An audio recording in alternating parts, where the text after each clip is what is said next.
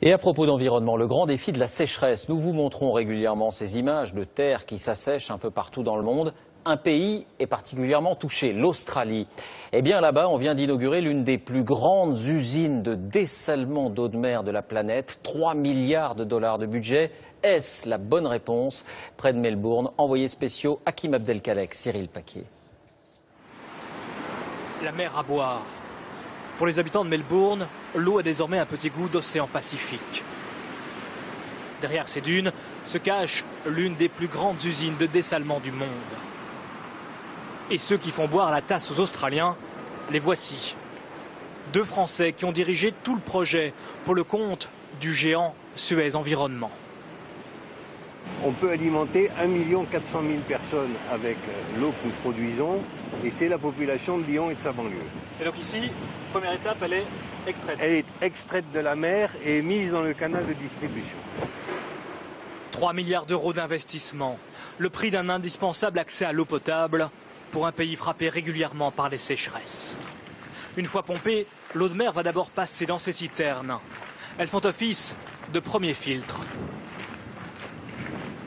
Dans ces filtres, on élimine la quasi-totalité des micro-organismes, des algues et de toutes les impuretés qui pourraient se trouver encore dans l'eau. Dans chaque cuve, 3 couches, du gravier, du sable et de l'anthracite. Seule l'eau et le sel réussissent à traverser ce tamis artificiel.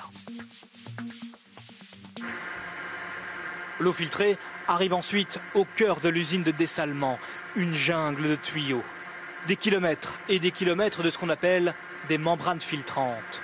L'eau salée les traverse pour devenir enfin propre à la consommation.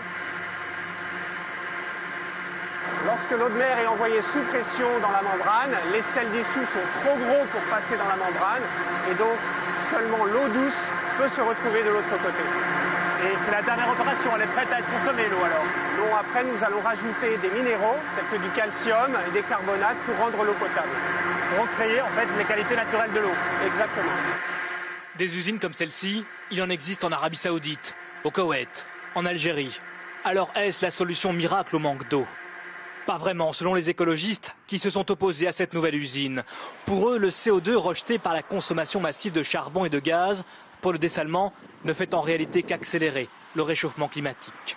Les pays secs deviendront encore plus secs. Si les pays désertiques, comme ceux du Moyen-Orient, utilisent pour le dessalement du charbon et du gaz, ils renforceront les problèmes auxquels ils sont déjà confrontés.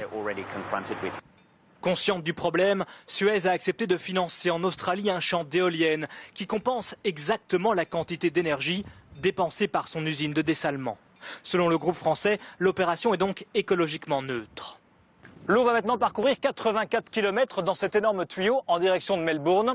Ironie de l'histoire, depuis le début du chantier, il y a 3 ans, il y a beaucoup plu sur la région. Les réservoirs sont pleins, mais chacun sait ici que dans quelques années, une nouvelle sécheresse ne manquera pas de frapper durement le pays.